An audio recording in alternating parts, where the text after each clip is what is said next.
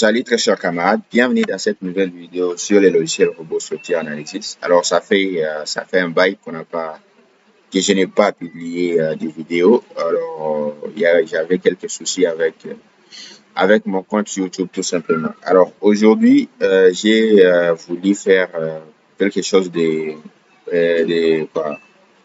pas de spécial mais que les gens n'ont pas souvent l'habitude de faire avec les logiciels robots. Aujourd'hui nous allons voir comment. Alors, on va modéliser un bâtiment. Cette fois-ci, on va utiliser les poutres noyées. Les poutres noyées. Alors, il y a quelques abonnés qui m'ont demandé de faire cette vidéo pour eux. Alors, on va les faire ensemble avec vous ici aujourd'hui. Alors, si vous n'êtes pas déjà abonné à notre chaîne, je vous invite à vous abonner à la chaîne et activer la cloche de notification pour ne pas rater nos prochaines publications. Alors, sans plus tarder, nous allons commencer. Alors, avant de commencer, vous devez savoir qu'une poutre noyée, c'est une poutre, comment on peut dire ça, une poutre intégrée dans une dalle, dont l'épaisseur de la poutre, elle est confondue à l'épaisseur de la dalle. Voilà, et la particularité, c'est qu'il n'y a pas de retombées, parce que c'est une tendance souvent dans notre ville. Moi, j'habite à Kinshasa. Généralement, Kinshasa, de nos jours, on voit de plus en plus des bâtiments qui sont en train d'être construits avec des poutres noyées. Donc, c'est un peu, ça donne une certaine beauté architecturale quand vous êtes à l'intérieur de la maison et que vous ne voyez pas de retombées. C'est un peu joli.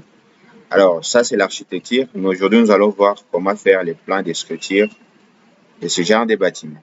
Alors, sans plus tarder, nous allons commencer. On va travailler, par exemple, dans les modèles conception des bâtiments. Vous ouvrez votre logiciel et puis voilà. On va commencer par tout d'abord régler les unités par exemple. Au niveau des unités, dimensions, on va garder les mètres, la force, le kilonewton, etc. Bon, moi, j'ai déjà paramétré mon logiciel. Si vous êtes nouveau dans les mondes robots, je vous invite à aller jeter un coup d'œil sur ma page. Vous allez voir, il y a une vidéo que j'ai dédiée uniquement sur la manière dont vous pouvez régler vos préférences de la tâche. Alors, chez moi, tout est là. Au niveau matériaux, on va utiliser les matériaux français, les bétons 25, ainsi de suite. Voilà. Pour la norme de conception, on va utiliser les BAEL, la norme BAEL 91. Et pour la pondération des charges également, on va utiliser la norme BAEL. Et pour le maillage, on va garder les panneaux. La taille de nos panneaux sera, on va prendre une taille normale. Voilà. Et ici, bon, généralement, si vous n'avez pas encore paramétré votre préférence de la tâche, ici, vous aurez contrainte cinématique dans les points de cohérence activés. Je vous invite donc à les désactiver comme ça et à garder juste la partie ajustage itératif du maillage. Voilà. Et puis, on va faire OK. Une fois que cela est fait, on va passer par la création de nos lignes de construction. Venez sur définir axe. Alors, on va faire un bâtiment assez simple. Sur X, on aura une affaire du... Alors, on va répéter comme ça 4 fois, 5 fois. L'espacement je dirais comme ça, 4 mètres. Voilà, 4 mètres. On va mettre 4 fois. 4 mètres, ajouter. On va garder un des 3 sur Y. ABC, on va rajouter, je crois, 3 fois. Alors, 3 fois, on va ajouter combien ici? 3,50 m par exemple. On va ajouter également. Et puis, on va appliquer. OK. Et puis, sur Z, qu'est-ce qu'on va faire sur Z? On va venir définir les étages ici. Étage de la structure. Alors, on va faire une définition manuelle. Ici, on a déjà un niveau qui est là. On va juste rajouter 2. Ça peut suffire. Ajouter. Comme ça, on a un bâtiment R+2. Voilà. R+2. OK. Définir. Voilà, on va garder comme ça. On va faire appliquer. et puis on va fermer. Voilà ce que nous avons ici. Alors, qu'est-ce qu'on peut... Bon, ici, je dois arranger quelque chose sur l'axe des Y, par exemple. À ce niveau, je dois être à 4 mètres, par exemple. 4 mètres. Alors, je vais effacer ça. Et là, 4 mètres. Ici également 4 mètres. Donc, je serai à 11 mètres ici. À 11 mètres là. Je vais effacer celui-là. Supprimer. Ça également, je vais le supprimer. Et puis, de là, j'aurai une affaire de... Je vais répéter une fois. 2,50 m. Ajouter. OK. Je vais appliquer. Voilà, comme ça, c'est... Voilà, c'est... Voilà, on va garder comme ça. On va pas aller trop loin. C'est juste pour vous montrer comment on fait pour modéliser la poutre noyée. Alors, une fois que cela est fait, on va passer par définir la section de nos poteaux. Alors, généralement, pour les poutres noyées, la section des poteaux, elle est souvent rectangulaire. Elle est souvent rectangulaire pour que les côtés les plus grands de nos poteaux coïncident avec la largeur de notre poutre. Parce que ici, la difficulté pour une poutre noyée, c'est qu'une fois que vous avez cette hauteur qui est confondue avec la hauteur de la dalle, qui est une hauteur vraiment petite, généralement, ça varie entre 15 et 20 cm. Alors, pour avoir la longueur, la largeur plutôt de notre poutre noyée, elle est assez grande. C'est pourquoi ici, quand on va modéliser les poteaux, on va choisir une section rectangulaire avec les grands côtés 2 à 3 fois plus grands que les petits côtés. Voilà. Alors, on vient sur poutre, on va aller sur poteau à béton armé et puis on va définir tout simplement notre section ici. Alors, les matériaux béton 25. Ici, au niveau de la base, on va garder 20 cm et au niveau de la hauteur, pour la section de nos poteaux, bien sûr, on va prendre par exemple 80 cm. Voilà. Donc, la hauteur doit être à 3 à 4 fois plus grande que la base. Voilà. On va garder d'abord ça comme ça et puis on va voir par la suite si on peut diminuer ou augmenter la section. Alors, on va ajouter et puis on va fermer. On a notre section qui est là. On se met au niveau 3 mètres. Voilà, on va vers les bas. Alors, on va venir ici. On va venir placer notre poteau là-bas comme ça. Également ici. Là. Là. En fait, c'est assez particulier. Hein? C'est pour que les poteaux reçoivent bien la partie de notre poutre, en fait. Alors ici, on aura cage d'escalier, je crois, à ce niveau. On va mettre là aussi également. Et puis, pourquoi pas là. On va s'arrêter comme ça. Voilà, une fois que cela est fait, maintenant nous passons au prédimensionnement de la poutre noyée. Ah, j'ai oublié de mettre les poutres à ce niveau, les poteaux plutôt. Je reviens sur poteau toujours.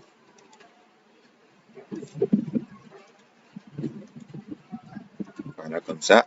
Puis on va fermer. Alors, comme nous savons tous, on va aller sur Excel pour aller un peu beaucoup plus vite. On va faire les prédimensionnements ensemble avec vous. Alors, généralement, pour prédimensionner une poutre rectangulaire avec retombée normalement, qu'est-ce qu'on fait?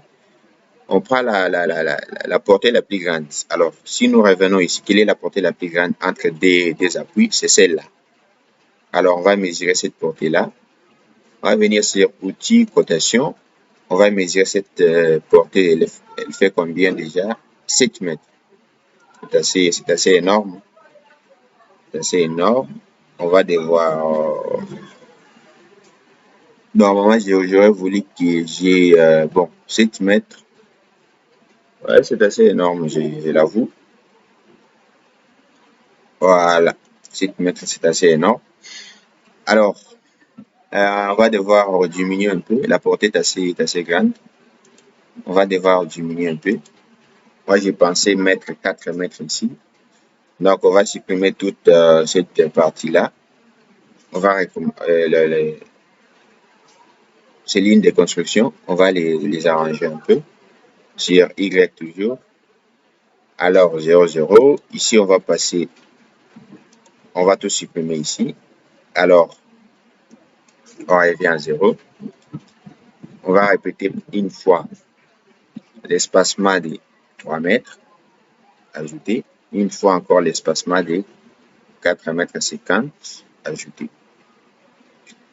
Et puis, on va ajouter l'espacement de 2 mètres 50 à la fin, comme je l'ai dit, comme je l'ai fait avant. 2 mètres 50 à la fin. Ajouter. Et puis appliquer. Et puis fermer. Alors, on va sélectionner les poteaux, on va les supprimer, puis on va recommencer. Désolé pour les désagréments. J'ai dû me tromper au niveau quand je définissais les axes. Alors, on repart les poteaux, on va venir les placer.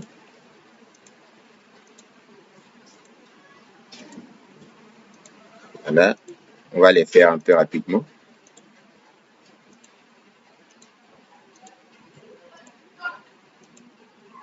Ici, là et là. Ok, maintenant c'est bon. Alors, maintenant nous revenons au niveau de notre dimensionnement. Ici, la portée la plus grande est de 4,50 m, comme vous le voyez. Alors, qu'est-ce qu'on va faire? Généralement, ce qu'on fait avec les poutres rectangulaires, c'est que on introduit d'abord la valeur, la longueur, la portée plutôt la plus grande, qui est de 4,50 m, 4,5 m. Ça, c'est la hauteur. On va nommer ici plutôt la portée. OK, de 4,50 m. Alors, la formule pour prédimensionner une poutre, c'est assez simple. La hauteur de notre poutre doit être comprise entre la valeur de cette portée divisée par 10 et la valeur de cette portée divisée par 15. Donc, on va faire ici. La valeur inférieure doit être, alors on va faire égal, cette portée divisée par 15, égal. Et puis, on va faire toujours égal, cette portée divisée par 10, égal. Donc, la hauteur de notre poutre doit être comprise entre 30 cm et 45 cm. Alors, on peut prendre la moyenne, tout simplement. Pour prendre la moyenne, on fait égal. On va prendre la portée la plus petite, plus la hauteur la plus grande ici, et puis les tout divisé par 2. Divisé par 2. On va mettre, voilà, entrée. Donc, 0,375 mètres. Donc, on va prendre 40 cm pour tout. Donc, ici, on adopte 0,40 cm. Donc, ça, c'est dans les cas où on travaille avec une poutre avec les tombées. Donc, on aura une hauteur de 40 cm. Alors, vu que nous ne travaillons pas avec une poutre qui a une retombée, bien sûr, on va devoir dimensionner nous-mêmes. Alors, une fois que nous avons la hauteur, on va mettre là-bas hauteur égale à 40 cm. Généralement, la base pour une poutre avec retombée est égale généralement à la hauteur divisée par 2. Tout simplement, la hauteur divisée par 2. Donc, on aura une poutre avec retombée de 40 cm x 20 cm. Ça, c'est dans le cas d'une poutre avec retombée. Maintenant, pour notre cas, si nous voulons faire une poutre sans retombée, une poutre noyée, qu'est-ce qu'on va faire? Ici, tout se joue au niveau du moment quadratique, les moments d'inertie. Alors, si vous vous souvenez bien de la formule, le moment d'inertie d'une section rectangulaire est égal à B fois H au cube divisé par quoi? Donc, ici, pour le cas d'une poutre rectangulaire, quel sera le moment d'inertie? Ici, le moment d'inertie sera égal à B, qui est la base, multiplié par la hauteur au cube exposant quoi? Vous voyez? On va faire ça. Voilà. Divisé par 12. Divisé par 12 égale. Voilà. Ça, c'est les moments quadratiques, les moments d'inertie, on va les nommer I par exemple, les moments d'inertie d'une poutre rectangulaire. Alors ici, si nous voulons passer de cette poutre rectangulaire à une poutre noyée, nous devons avoir les mêmes moments d'inertie. Donc, tout se joue ici. Vu qu'avec cette section, nous avons ces moments d'inertie, avec la section qu'on aura à définir pour une poutre noyée, nous devons avoir exactement les mêmes moments d'inertie. Alors, qu'est-ce qu'on va faire? Tout d'abord, ici, on va fixer la hauteur de notre poutre. Vu que la hauteur de la poutre, elle est confondue à la hauteur de notre plancher, on va utiliser ici pour notre cas un plancher de 20 cm d'épaisseur. Donc, la hauteur de notre poutre noyée sera de 20 cm également. Donc, on va fixer la hauteur déjà, la hauteur de notre poutre noyée, la hauteur noyée par exemple, HN. On va la fixer à 20 cm. Ça, c'est fixé, connu. Donc, cette hauteur doit être confondue à l'épaisseur de notre plancher. Maintenant, ce qu'il faut déterminer ici, c'est la largeur ou la base de notre poutre noyée. Vous voyez? Donc, ici, on a défini la hauteur, plutôt la hauteur, bien sûr. Maintenant, il faut définir la base de notre poutre noyée. Qu'est-ce qu'on va faire ici? Pour trouver la base, on va devoir utiliser une méthode itérative, bien sûr. Alors, qu'est-ce qu'on va faire ici? Alors, on va d'abord nommer base égale à quoi? Jusque-là, on ne sait pas encore. Alors, ici, nous devons avoir les mêmes moments d'inertie. Pour avoir les mêmes moments d'inertie, qu'est-ce qu'il faut? Ici, les moments d'inertie ici doit être égal à quoi? Doit être égal à, toujours, c'est la même formule, hein, à la base qui est là, multiplié par la hauteur exposant 3, et tout divisé par 12. Jusque-là, nous ne connaissons pas encore la largeur de notre poutre noyée. On est en train de chercher comment on va les déterminer. Voilà. Alors ici, est-ce que j'avais bien mis la formule? Et 11 multiplié par la hauteur au cube, bien sûr, c'est bien.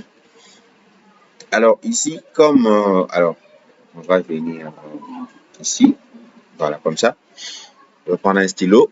Ici, au début, on avait pour la poutre, pour une poutre rectangulaire, on avait B H cube sur 12. Bon, vous comprenez? BH cube sur 12. Maintenant, pour la poutre noyée, avec les mêmes moments d'inertie, on a également B H cube sur 12. Sauf que ici, les B, il est petit, les H, il est très grand. Mais ici, les B, il est très grand, mais les H, il est trop petit. Ce qui fait que nous devons jouer à ces niveaux ici. Alors, qu'est-ce qu'on va faire? On va revenir sur Excel. Alors, voilà. On va arriver d'abord ici. Donc, pour les mêmes moments d'inertie ici, pour une poutre rectangulaire, on doit avoir les moments d'inertie I. Et également, pour une poutre noyau, on doit avoir les mêmes moments d'inertie I. Or, les moments d'inertie I est déjà connu. Nous connaissons déjà les moments d'inertie qu'il nous faut pour que notre poutre respecte les normes pour les prédimensionnements. Donc, qu'est-ce qu'on va faire? Ici, on connaît déjà I. I est connu. Bon, 12, c'est une constante. H également, elle est connue. Ce qui nous reste à déterminer ici, c'est la valeur de B. Alors, pour déterminer B, qu'est-ce qu'on fait? On va tirer B. B sera égal tout simplement à I, les moments d'inertie, multiplié par 12, qui est notre constante, divisé par H cube. Voilà. H cube, c'est ça la valeur de B. Donc, I multiplié par 12 divisé par H cube. On va rentrer sur Excel. Ici, B sera égal à I qui est là, multiplié par H au cube, notre H qui est là, au cube,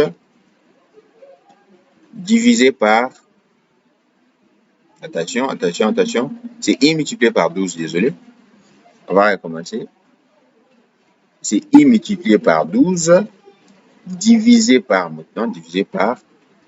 H de tout exposant 3, comme ça, entrée, vous voyez, on a une base environ de 1,60 m. Voilà, 1,60 m. On va regarder ça de plus près. H cube pour les mêmes moments d'inertie. Alors, voyons voir. Bon, voilà. C'est ça un peu. On aura une base de 1,6 m. Alors, ici, je crois que j'ai mal écrit la formule du moment d'inertie. C'est plutôt E16 multiplié par E15. Vu qu'on doit avoir les mêmes moments d'inertie, voilà. Maintenant, c'est bon. Pour les sections différentes, on a les mêmes moments d'inertie. Alors, ici, on peut, si nous revenons un peu, nous essayons de diminuer la hauteur de notre poutre pour les cas d'une poutre rectangulaire. Utilisons par exemple les 30 cm. Ici, 0,3. Vous voyez, cette fois, si j'utilise la section de la poutre rectangulaire de 15 x 30, ici, j'aurai une hauteur de 20 cm et une base de 50 cm. Vous voyez? Alors, si je vais par exemple à 0,35, donc toutes les valeurs que je prends pour la hauteur de notre poutre rectangulaire, elle est comprise entre 0,30 et 0,45. Vous voyez? Donc, si je vais là-bas, j'aurai cette valeur ici de voilà, 0,93, mais on va garder 0,30. Voilà. Et puis, on aura cette section-là de 20 fois 50. Voilà. Ou 20 fois 60. On va garder 20 fois 60. Voilà. 20 fois 60. Ok, c'est bon. Pour que ça coïncide aussi avec nos poteaux. Nos poteaux, on avait pris une section de 20 fois 80. 20 fois 80. Voilà, on va garder 20 fois 80 pour les poutres. Alors, on va venir définir cette section ici. Donc, tout ça, c'est une question des choix aussi hein, au niveau des prédimensionnements. On va venir ici, poutre en béton armé. Et après, on va voir si ça va tenir. C'est ça les buts ici. Alors, la base qui est de 80 cm. Et puis, la hauteur qui est une hauteur confondue avec la hauteur du plancher de 20 cm. Ajouter, fermer. Et puis, on vient modéliser nos poutres là. Vous voyez, également, ici, là,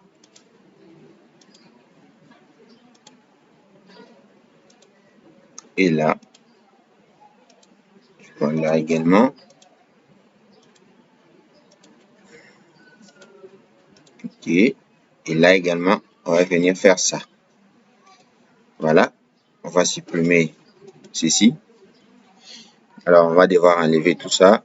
Nous venons sur clic droit, attribut, description des barres. On va décocher. On va décocher tout ça. On va appliquer. OK. Alors, maintenant, on va définir la dalle. On vient sur dalle. On va faire avec les modèles coque, dalle rectangulaire, bien sûr. On va définir l'épaisseur. L'épaisseur, on a dit qui est de 20 cm. On va mettre D, D20. Béton 25 toujours. OK. Ajouter, fermer. On va chercher D20 qui est là. Alors, on va venir tout simplement l'appliquer ici. Jusqu'à là. D là. Également. Comme ça. OK. Alors, on va aller un peu beaucoup plus vite.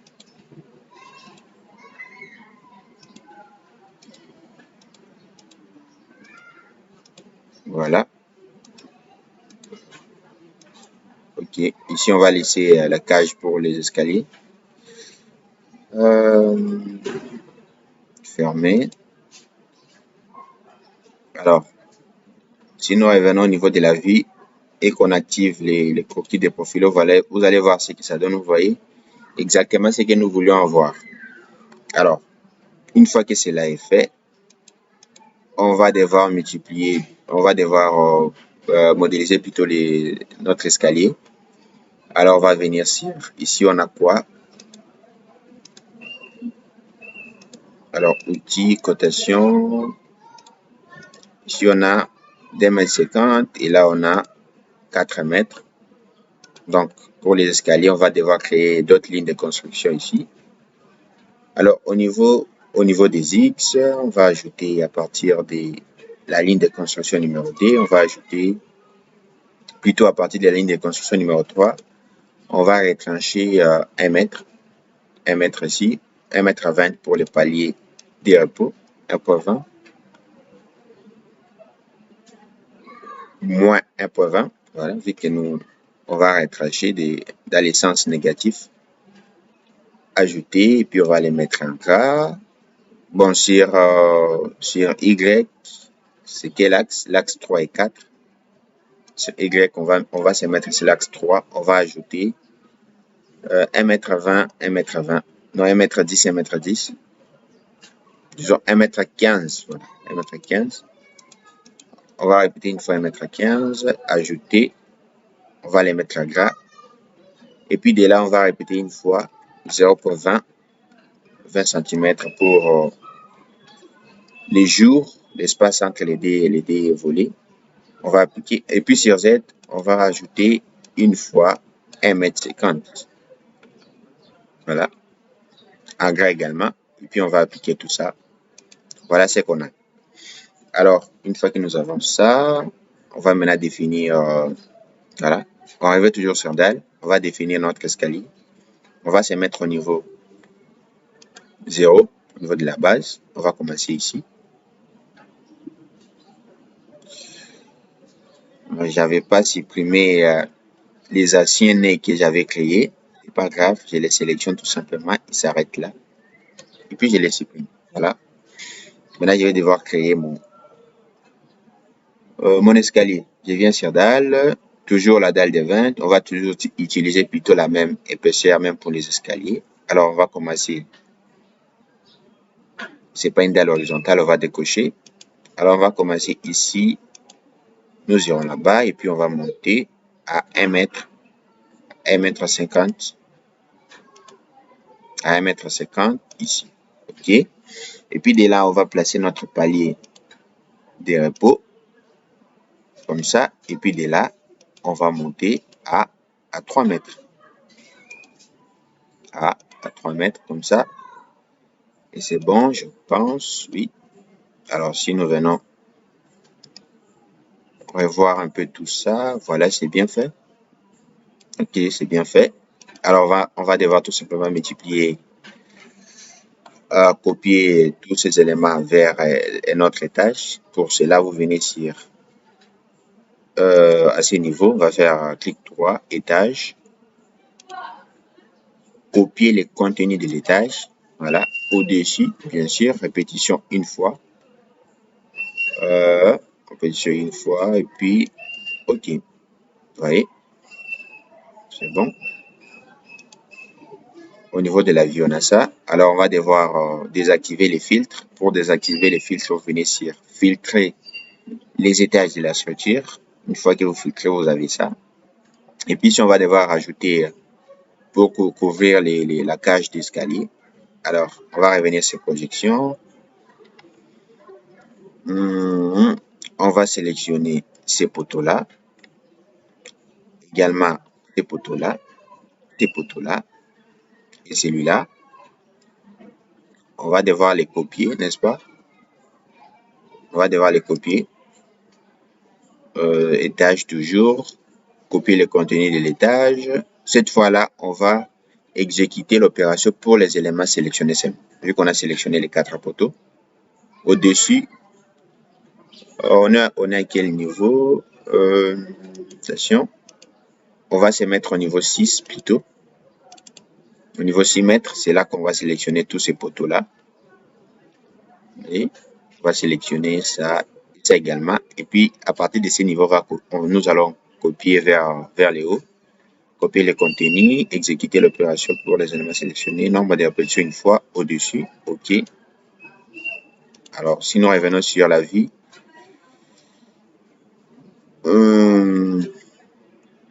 Alors, on va filtrer. Voilà, c'est bien. Vous voyez. Maintenant, on va placer nos poutres. Toujours comme on l'a fait. On va se mettre au niveau 9. Alors, on va placer nos poutres ici.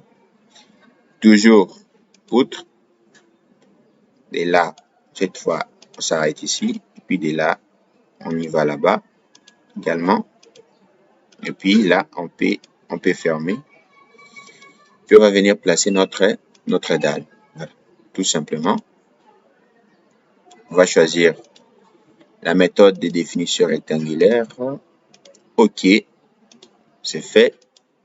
Voilà. Voilà, maintenant c'est parfait. La modélisation, elle est terminée. Je crois que c'est bien. Alors, ce n'est pas ça le but de la vidéo, bien sûr. Alors, il nous reste une chose à faire ici pour finir complètement la modélisation. Placer les appuis. Alors, on va sélectionner tout ça. On va décocher ceci. N'est pas concerné. On va justement sélectionner tous les nez. Et puis, nous allons venir sur appui. Et puis, encastrement, appliquer. OK. Et puis, au niveau de l'escalier, on va mettre un encastrement également. On va venir sur toujours appui. Encastrement, cette fois, c'est un encastrement linéaire.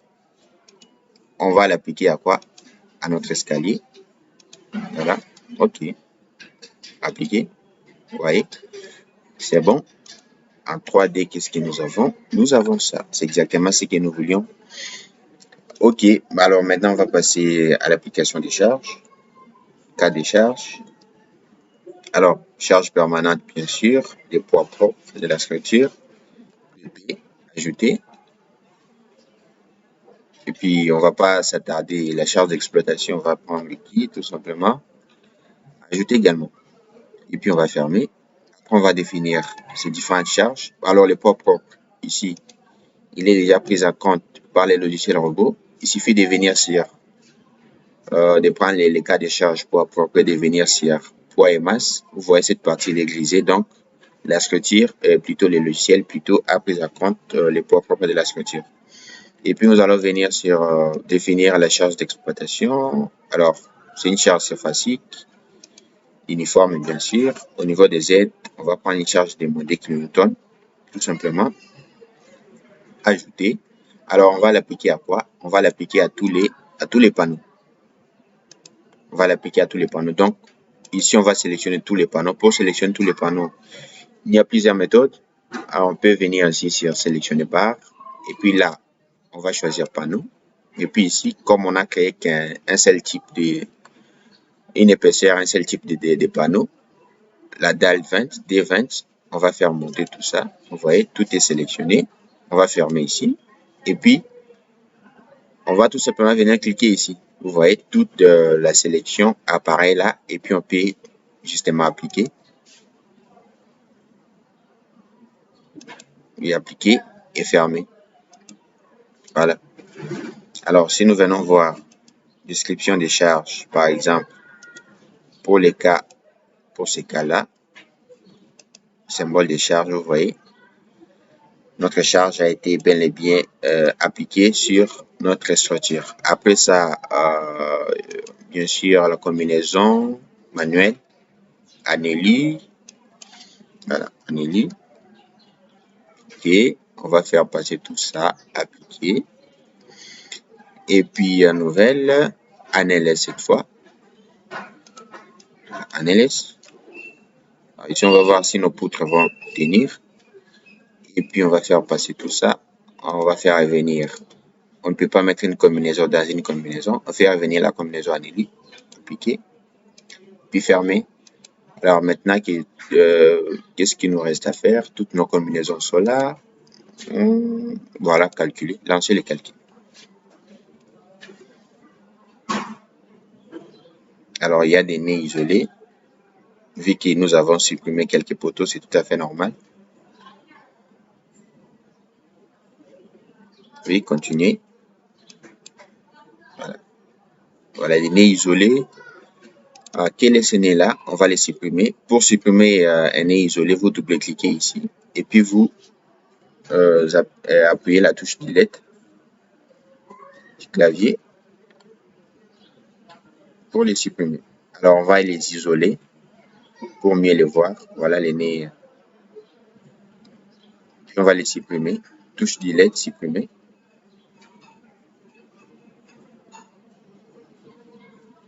Alors, on attend.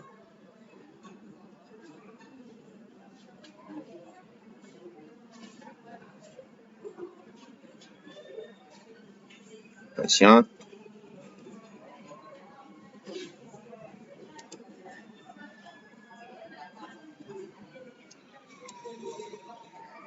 Alors, voilà, ça y est. Je n'ai plus. Voilà. J'ai supprimé tous les nez isolés. Je peux revenir à ceci à terminer. Attribut sur un nez séparé, qui est le nez là. On va refaire les calculs pour voir s'il y a toujours ces avertissements. Voilà, cette fois, il n'y a rien. J'ai supprimé tous les nez. Le maillage a été fait automatiquement, comme vous pouvez le voir ici. Alors, maintenant, il est temps d'exploiter les résultats. C'est ça le but de cette vidéo. Alors, j'ai oublié le point le plus important pour les calculs dans les logiciels robots. Je vais tout sélectionner. C'est vraiment capital. Je vous invite à faire attention. Alors, on va devoir, vous voyez ici, l'erreur que j'ai faite, que j'ai commise. Heureusement que je me suis souvenu. Cette poutre-là, le logiciel robot va considérer que cette poutre, elle est appuyée, elle n'est appuyée que sur des appuis. Vous voyez, sur ces poteaux aussi, sur celui-là. Pourquoi? Parce que je n'ai pas précisé au logiciel robot qu'il y a d'autres appuis intermédiaires. Vous voyez, quand je sélectionne cette poutre, elle considère que la travée de cette poutre commence de là jusque là. Or, ce n'est pas le cas. J'ai des poutres, des appuis, pardon, intermédiaires qui sont mes poteaux. Donc, je vais devoir spécifier au logiciel que cette poutre ne commence pas de là jusque là. Il y a des appuis intermédiaires. Donc, on aura une travée ici, une travée ici, une travée ici, une travée là. Donc, pour ce faire CTRL A, on va tout sélectionner. CTRL A, on vient sur édition et puis intersection. Voilà, j'avais oublié de faire ça au début. Heureusement, je me suis souvenu. Voilà, maintenant, vous voyez, si je viens sélectionner une poutre, voilà, là, ça va pas du tout. Je sais pas ce que je voulais avoir. Alors, on va devoir rentrer un peu.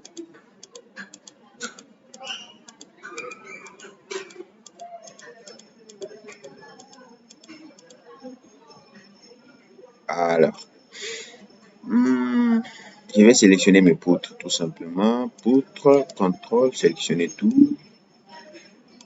Seulement les poutres. Et puis, nous venons sur édition, intersection. Voilà, maintenant, c'est bon. Maintenant, c'est bon. Oui, c'est bon. Maintenant, c'est bon.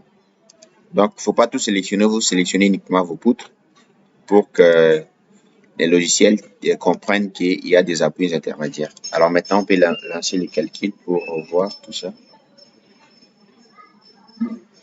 Ok, c'est bon. Ça y est. Maintenant, on peut exploiter les résultats. Alors, on va venir sur résultats, diagramme de barre. Diagramme de barre. On va commencer par, pour les poteaux, on ne s'intéresse pas à ça aujourd'hui. On va aller aux poutres. Par exemple, sur les moments suivant l'axe des Y, on va paramétrer ici, description, extrême, globaux bien sûr, globaux, différencier, uniforme également, appliquer. Alors, on va désactiver les croquis déprofilés pour mieux voir les résultats. Revenons à 3D, nous avons ça. Vous voyez, les diagrammes du moment de notre structure. On a un moment, voilà. Attention, qu'est-ce qu'on va faire? Alors ça c'est pour les poteaux, pour les poutres.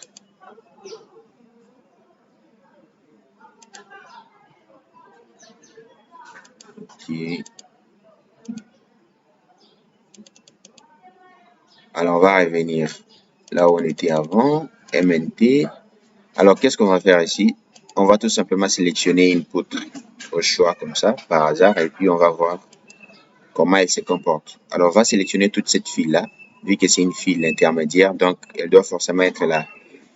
La file la plus chargée, on va sélectionner cette poutre, celle-là également, celle-là, celle-là. Bon, on va recommencer, on va sélectionner ça, ça, et celle-là. Et puis, on va aller au niveau des ferraillages. Voilà. Ferraillage, c'est ce qui nous intéresse beaucoup plus. Voilà, au niveau, vous voyez au niveau des appuis, on a tous nos appuis, tous nos poteaux qui ont été repérés par les logiciels. Vous voyez les buts de l'opération que j'ai faite à la fin ici, quand j'ai fait l'intersection de mes éléments, c'est pour que le logiciel tienne en compte des appuis intermédiaires qui sont nos poteaux. OK.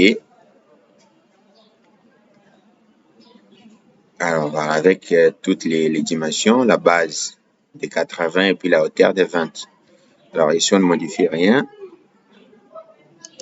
Voilà, on a ça.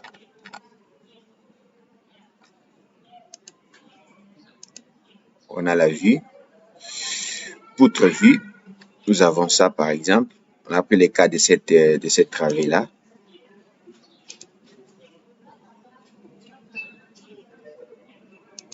Voilà, on va revenir ici.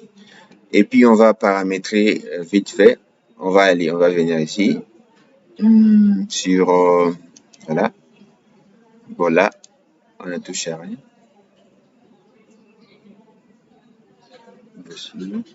OK. Option de calcul. Le béton, on va utiliser le béton 25. Ici, on ne change rien. HA400. Pour les poutres, plutôt, on va garder à partir des HA12 par exemple. Pour les aciers transversaux, on va utiliser les barres de 6 et 8. Voilà, comme ça. Et puis, pour la disposition des armatures, c'est un ferraillage plutôt par fil. OK, on va aller vite. Sur la nappe, les lits inférieurs, on va prendre 6 comme le nombre de max des barres au niveau du lit inférieur. Au niveau du lit supérieur également, plutôt on va prendre 5 ou 6. On va garder 6 et puis on va voir ce que le logiciel va nous donner. Alors, au niveau des armatures transversales, on va utiliser celle-là. Voilà. Et puis, pour la forme, on va garder comme ça. OK. Puis au vent, on va lancer les calculs pour voir. S'il n'y a pas d'erreur, c'est bon. Alors, poutre ferraillage, on a ça. Ici, vous voyez, on a des renforcements de l'armature au niveau des appuis, ce qui est tout à fait logique. Ici, alors on a utilisé les barres de 12. Si nous demandons au logiciel, par exemple, d'utiliser les barres ici, plutôt, voilà, on était où déjà? Je crois que c'est ici. Au niveau des aciers longitudinaux, on lui demande d'utiliser par exemple les barres de 14 ou de 16. Barres de 14, OK. Si on recalcule, voilà, on a toujours cette forte valeur du moment au niveau des appuis. C'est pourquoi vous voyez ces renforcements. Alors, on peut toujours demander au logiciel, n'est-ce pas, par exemple, on lui dit par exemple les barres de 16. C'est pour éviter qu'on ait une surcharge au niveau du plan d'exécution. Alors, cette fois, c'est un peu voilà, c'est un peu lisible. Vous voyez? Voilà un peu les plans de ferraillage de notre poutre noyée. Mais les problèmes ici avec les poutres noyées, c'est que ça coûte énormément. Bien sûr, du point de vue architectural, vous avez quelque chose de beau au niveau de votre plancher. Vous ne voyez pas de retombées, c'est carré, c'est nickel. Mais au niveau du coût, vous voyez ici, juste pour réaliser cette travée-là, vous voyez, on utilise énormément de barres pour combler, n'est-ce pas, les moments d'inertie qu'on a vu ici, la valeur du moment d'inertie. pour combler cela, on a dû utiliser tout ça, ce qui demande beaucoup d'argent, bien sûr, mais le résultat, il est assez bon. Alors, si on veut voir les plans d'exécution, ce qui nous intéresse, vous voyez, voilà les plans d'exécution pour notre poutre noyée. Vous voyez, c'est ça les plans d'exécution. Alors, au niveau des appuis, comme je vous l'ai dit, on a sur la coupe, par exemple, on a c'est quelle coupe ici? La coupe AA. Si nous voyons sur la coupe AA, on a des barres sur comment on appelle déjà, sur les lits, plutôt sur ça m'échappe un peu, sur la partie, sur la partie supérieure, oui, sur la partie supérieure, la fibre supérieure plutôt. On a les renforcements des armatures parce que les moments au niveau des appuis est assez grand. Et au niveau de la travée, on a juste une barre à chaque fois. Voilà, alors ça, vous pouvez également l'imprimer pour l'envoyer, n'est-ce pas, au chantier pour la réalisation de votre projet. Alors, si cette vidéo vous a apporté quelque chose de plus ou que si cette vidéo vous a plu d'une manière ou d'une autre, je vous invite, n'est-ce pas, à vous abonner, à liker également. Et ça nous encourage de continuer, n'est-ce pas, de vous servir, de vous donner de nouvelles choses. Alors, merci de nous avoir suivis et n'hésitez pas à vous abonner encore une fois de plus et à la prochaine. Bye.